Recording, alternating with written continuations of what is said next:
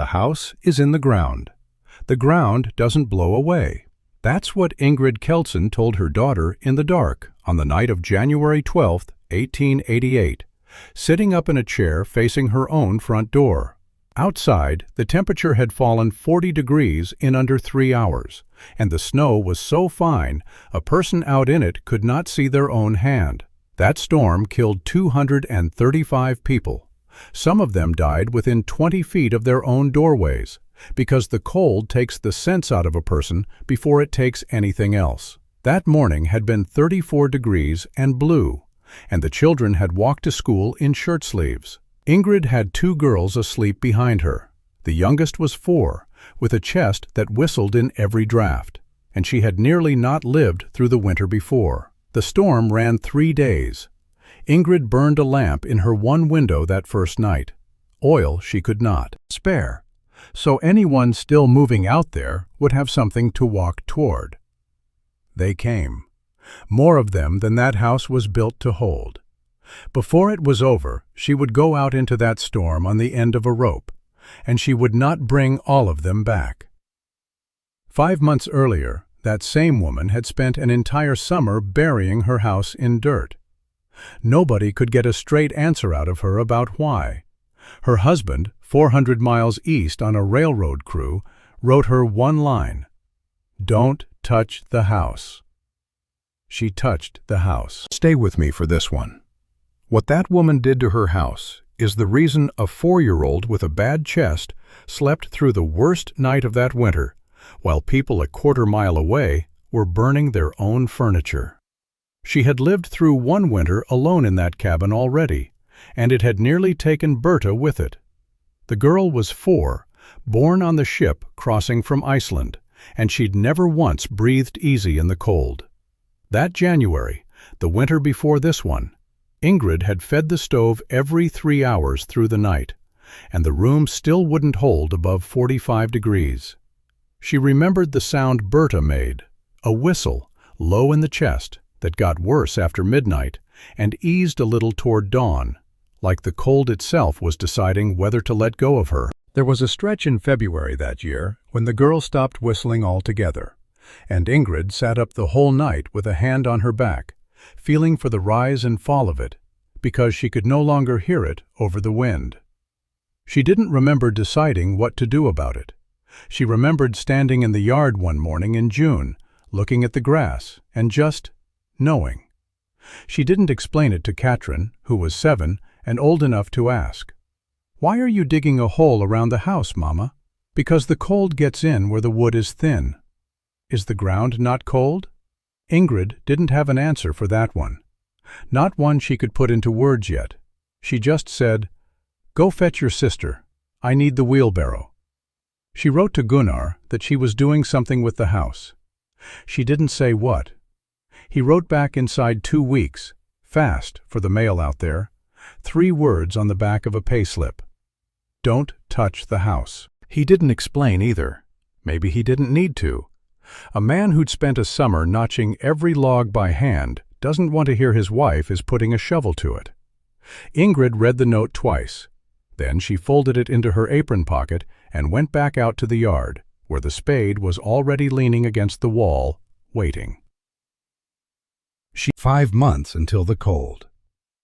The sod was heavier than she remembered from childhood, 30-40 pounds a block when it was damp, and Minnesota dirt held water differently than the volcanic ground back home. She cut them roughly 2 feet long and 4 inches thick, the size her mother had used, the size that holds together when you carry it and locks tight when you stack it. By the second week, her palms had split at the base of each finger. She wrapped them in strips of an old apron and kept cutting.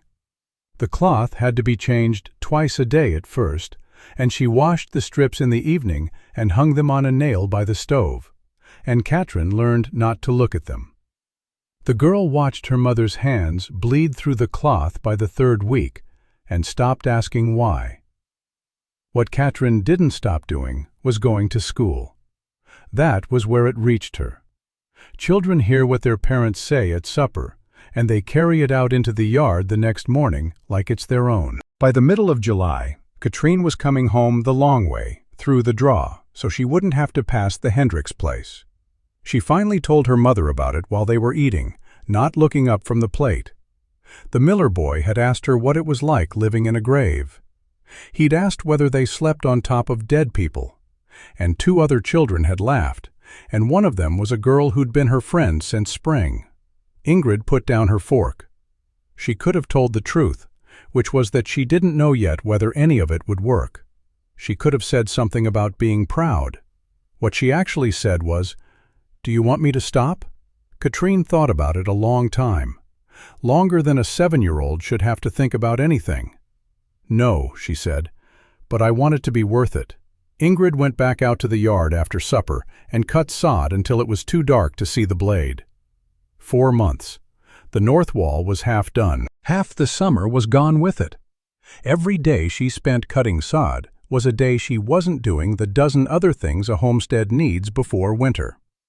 The garden went in late and thin. The woodpile stood at maybe 2/3 of what it should have been by August, and she knew it, and she made a decision she couldn't take back.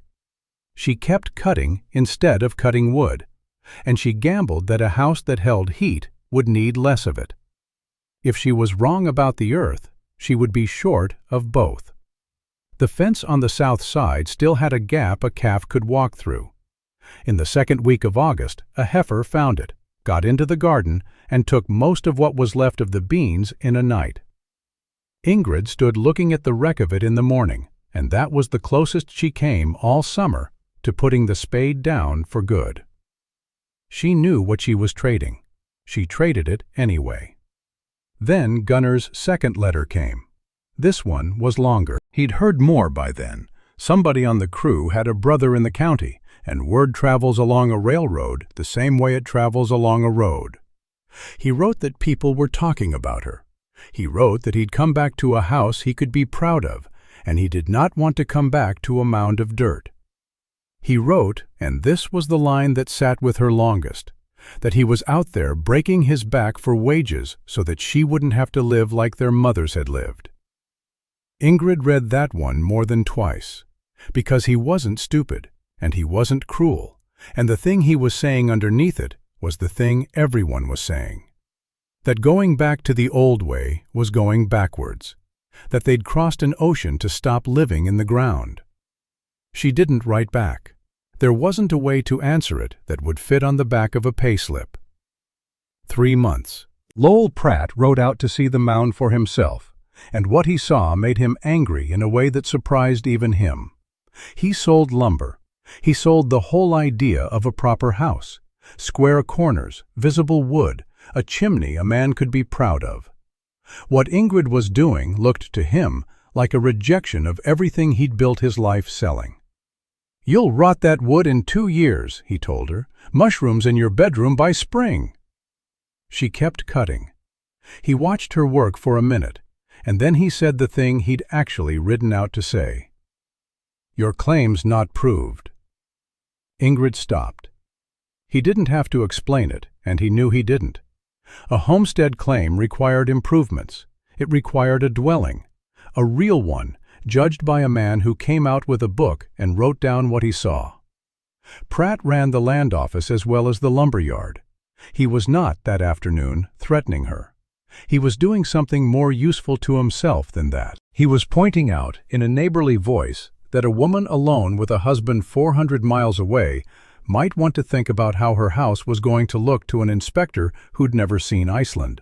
"A dugout isn't a house, Mrs. Kelson, not on paper." "It isn't a dugout," Ingrid said. "It's a house with earth on it. That distinction is going to matter a great deal more to you than it does to me." He rode off. She stood in the yard holding the spade for a long while after the sound of the horse was gone. That night she took out the claim papers and read them by lamplight, the way you read something you already know says what you're afraid it says. There was nothing in there that told her she was safe. There was nothing in there that told her she wasn't. Abigail Hendricks came by with preserves in the last week of August and left without them. She'd meant it kindly, which was the part that landed hardest. She stood in the yard, looking at the wall of turf going up past the window line, and she said what half the road had been saying behind Ingrid's back. Honey, I know it's hard with Gunnar gone, but you have a perfectly good house under there. Why would you cover it up like a cellar? Because a cellar stays warm, Ingrid said. People are saying things. I know what people are saying. Abigail went home and told her husband that evening that the Icelander had lost her mind, and someone really ought to talk sense into her before the whole road started looking like a graveyard. 2 months. Then, in the first week of September, it rained for 3 days and the north face slumped. She came out on the 4th morning to find that a whole section of the upper courses, 6 or 7 feet of it, the part she'd built in July with her hands split open, had bellied out and slid, and the sod blocks had come apart into wet, crumbling nothing at the base of the wall. She had laid that section wrong. She understood it the second she saw it. She'd stacked the blocks with too little batter, too near vertical, because it was faster and because she was tired, and the rain had found the mistake in 3 days that would otherwise have taken it 3 winters to find. Her mother would have caught it. Her mother had laid turf her whole life, and Ingrid had watched her do it as a child, which is not the same thing as knowing how. She sat down on the wet ground beside the slumped wall and did not move for some time. Then she got up and started cutting again, and this time she battered the face back at an angle, the way you build a wall that intends to stay, and she redid 3 weeks of work in 11 days. Nobody on that road ever knew the wall had failed. It's the part of the story that would have been easiest for her to leave out, and the only reason we know it at all is that Katrin told it years later when somebody asked her whether her mother had ever doubted the thing. 1 month. The east and west walls were done by the 2nd week of October. The mound was finished by the 3rd. Every wall but the south face was under earth. From the road, it looked exactly like what people called it, a grave with a door. Ingrid lay awake that first cold night inside it, listening to Berta breathe steady beside her, and she let the thought in that she'd kept out all summer. What if Pratt is right? What if the wood is already rotting under there, and I can't see it? What if the inspector comes and writes down "dugout," and we lose the claim on a word? What if I spent the only summer I had, with Gunnar gone and the garden thin and the woodpile short, burying us alive in a mistake nobody in this country has ever tried?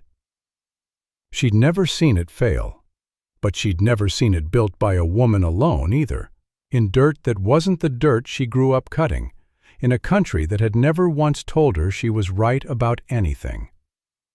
Katrin stirred beside her. "Mama, are you awake?" "Yes." "Is it going to work?" Ingrid lay there a long moment before she answered. "I don't know," she said. It was the first time she'd said it out loud to anyone, including herself. "But I know what happens if we do nothing. So we don't do nothing." She didn't sleep much after that, but she didn't get up and undo a single block of it either. The cold came anyway. It always does. November passed hard and ordinary. Gunnar still hadn't come home. The railroad ran behind schedule, and the letters slowed with the weather, and then they stopped for 5 weeks, which was long enough for Ingrid to start doing the arithmetic of a woman who might be about to find out she was on her own permanently. A letter finally came just before Christmas. He was well. He'd be home in the spring. He did not mention the house. On the morning of January 12, 1888, the sun came up into a sky so blue and still that people stood outside just to feel it. After weeks of bitter cold, temperatures that had barely climbed above 0 since Christmas, the thermometer at the trading post read 34 degrees above. Farmers came out in shirt sleeves. Children walked to school without coats.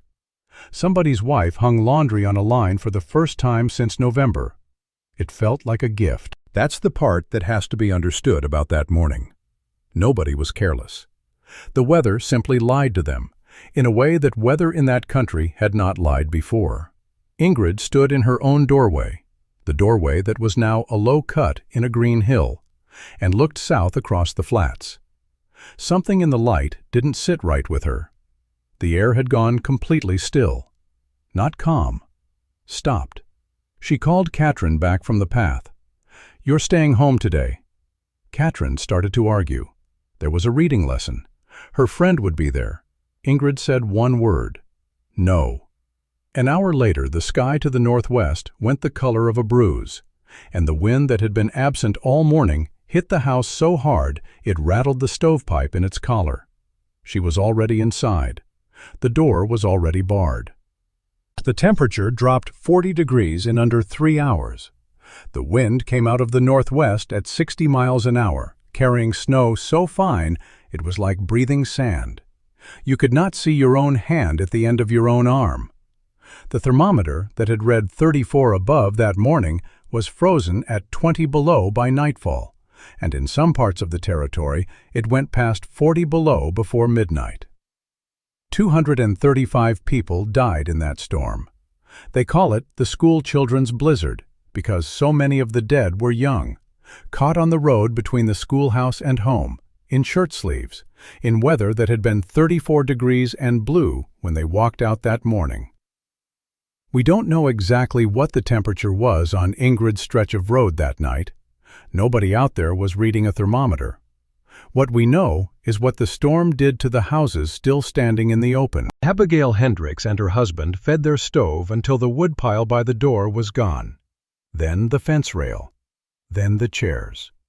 The room held 38 degrees and kept falling, and the baby's hands went the color of a bruise, and Abigail's husband stood at the window watching nothing and said nothing for 2 hours. Nils Bergson, 2 miles down, lost his barn roof sometime after dark and stood in the wreck of it with nothing left to burn and no way to know if his stock was alive or dead under the drift. And inside Ingrid's cabin, the one people called a grave, the wind that was tearing shingles off every other roof on that road hit the mound of earth over her walls and simply went over it. She didn't know why, not in words.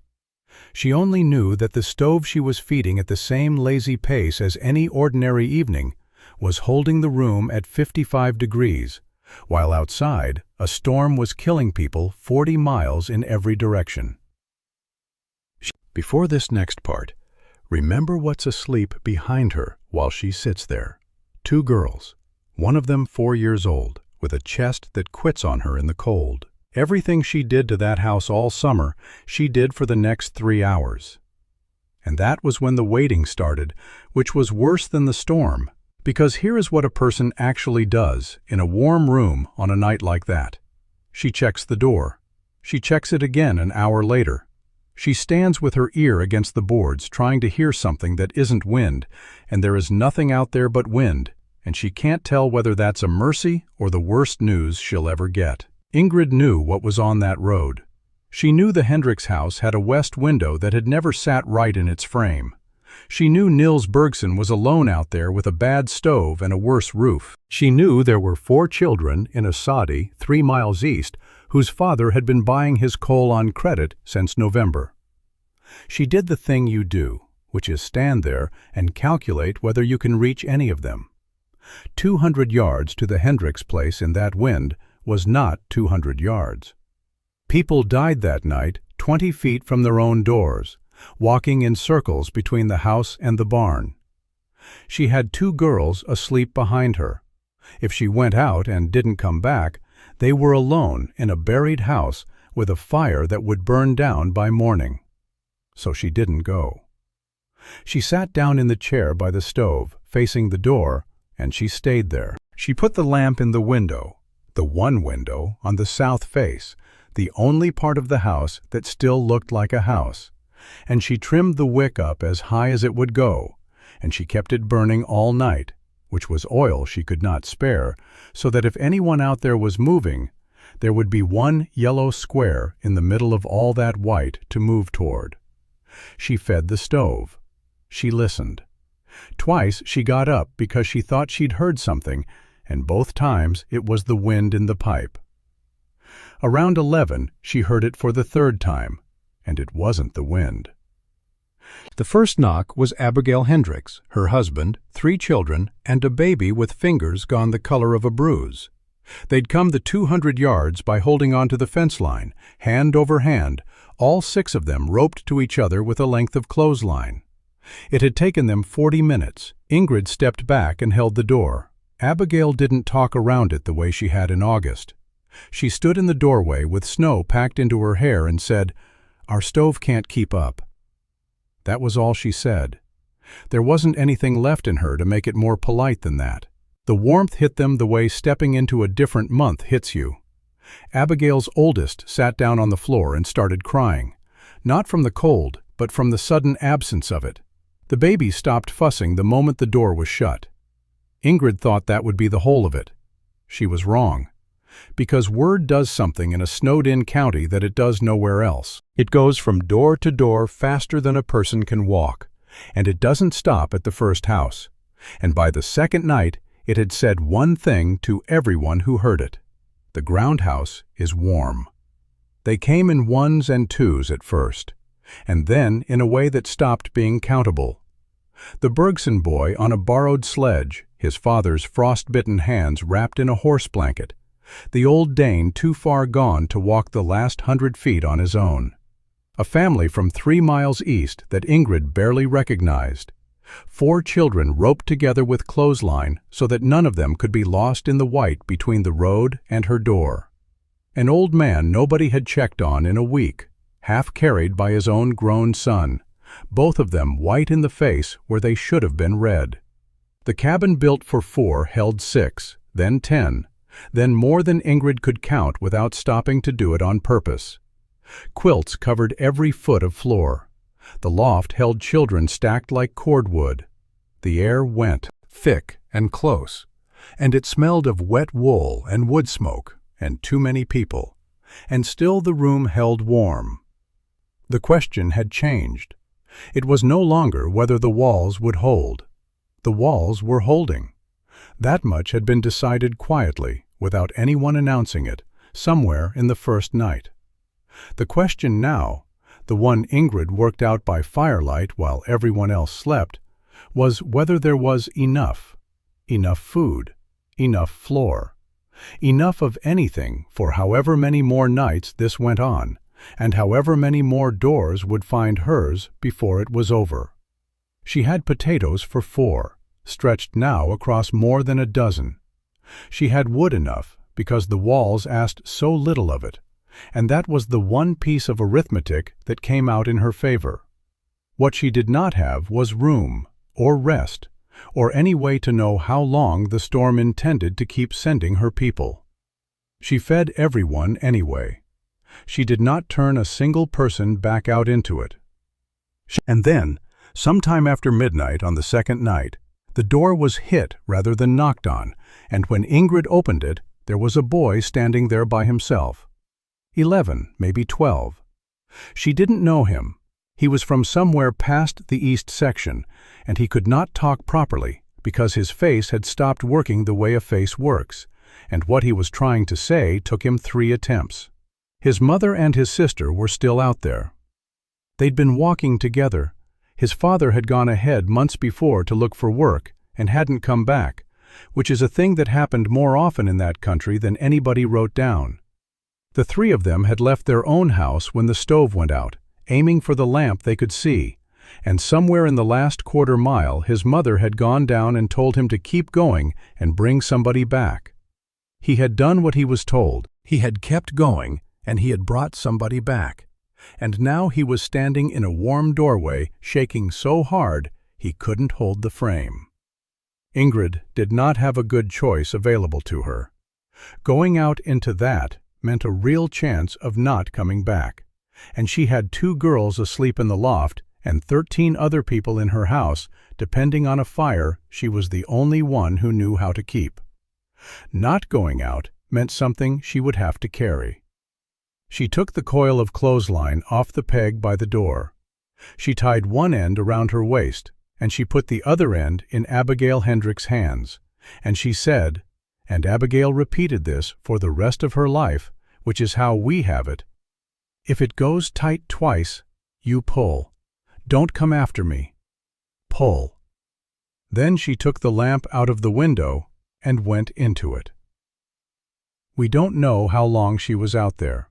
Abigail said an hour. Abigail also said it might have been 15 minutes, and that she had no way to tell, and that she stood holding a rope in a doorway with a dozen people behind her and could not see the end of her own arm.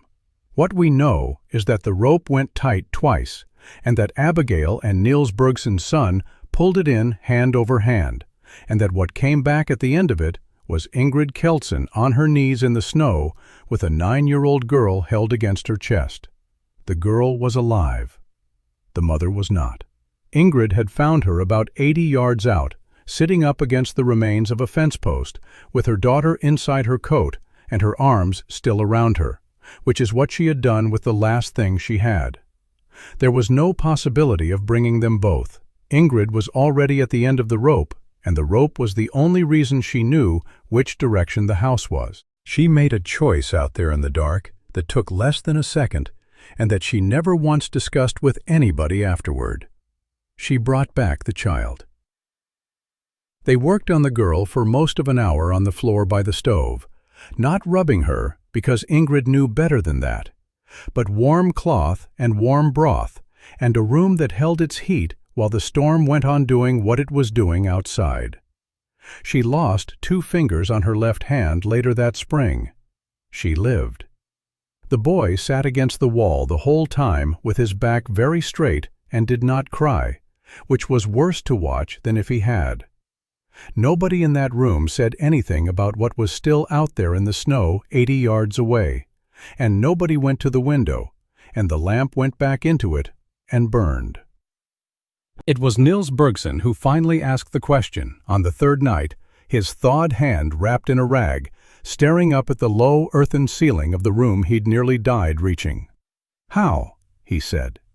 Just the one word, not even a full question. Ingrid was quiet a moment. She'd never had to put it into words before. Not for Pratt, not for Abigail, not really even for herself, until she had to answer a man in a room where a boy was sitting against the wall with his back very straight. "The wind can't get past the dirt," she said. "It doesn't matter how hard it blows out there. It hits the ground first, and the ground doesn't care. The ground was this same temperature in September. It'll be this same temperature in March. And the wood underneath stays as warm as the ground around it, which is a great deal warmer than the air." She held the lamp up toward the north wall, the one Pratt had promised her would be rotten by now. Bone dry, not a hint of frost on it, while frost climbed the bare log wall beside the door in a thick white beard you could scrape with a fingernail. That was the whole of it. She never needed more words than that, and she didn't have more to give. A wall of wood loses whatever heat you put into it about as fast as the wind can take it. A wall of earth doesn't. It sits there between you and the storm, patient, unbothered, exactly as warm tonight as it was 5 months ago when a woman with split hands started cutting it out of a pasture. Niels looked at the wall a long time. Then he looked at his own hand in its rag and said nothing else that night. The wind broke on the 3rd morning. Not all at once, but enough that a person could open a door without it being torn out of their hands. Ingrid stood in her own doorway at first light, looking out at a world gone completely white and completely still. And behind her, in a room built for 4, 14 people were waking up warm. Abigail's baby was asleep in her arms, breathing easy. Katrin was passing out the last of the bread without being asked. Niels sat by the fire, turning his bandaged hand slowly, testing it. The girl with the ruined fingers slept until nearly noon. 4 men went out at first light with shovels, and they brought her mother in, and they put her in the lean-to because the ground was 4 feet down to frost, and there was no burying anybody until April. That was true at 3 other houses in that county that week. It was a thing that winter did, and that people did not talk about afterward in front of children. Nobody said anything about the grave house. There wasn't a version of that joke left that anybody could have told. Pratt came on the 4th day, once the drifts had settled enough for a horse to manage them. He didn't come with wood on a sleigh or with an apology he'd rehearsed on the ride over. He stood in the yard looking at the mound, and for the first time, he didn't see a disgrace. He saw a house still standing, while 3 others on that road had lost windows, roofs, or nearly everything they owned to the stove. He knew by then what had happened at that door on the second night. Everyone did. He didn't say he'd been wrong. He wasn't built for that. "How thick," he asked, "is the sod on the north side?" 3 feet, Ingrid said. "Packed tight. Battered back at the face. Herringbone, the way my mother laid it." He nodded once. Then he said the other thing he'd ridden out to say, and it cost him more than the first. "I'll write your claim as proved. Dwelling, improved, permanent." A pause. "It's the only house on this road I'd call permanent this morning." He rode home to a window patched with canvas, thinking about dirt. By the next fall, 4 houses on that road had earth against at least 1 wall. The year after that, 9. Nobody called it the grave house anymore. They called it the Iceland wall, and Ingrid never once corrected them, because it was true. There's one thing about that winter that ought to be said plainly. Everything Ingrid did that summer, the depth, the angle of the wall, the earth stacked against the north face, the doorway cut low out of the wind, had been done on that same land for centuries before any of them arrived. Not in Iceland. Here. The people who were living in this country long before the surveyors came had been building winter lodges out of timber and packed earth, dug below the frost line and roofed over with sod for generations. The knowledge was already in the ground under her feet.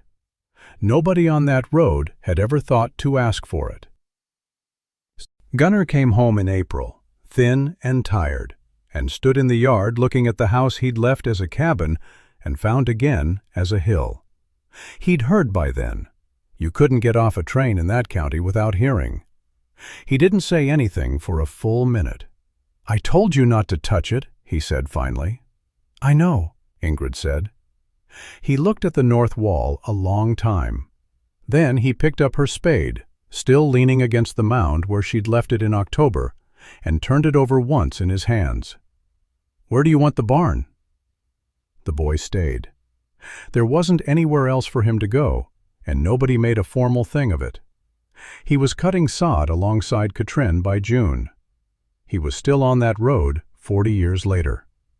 He built his own house into a south slope in 1911, and he never once in his life slept in a room with a thin wall on the north side of it. Those winter lodges the Dakota built, how they were made, and how warm they actually held on the nights that killed people in frame houses, that's a story on its own. But that's a story for another night.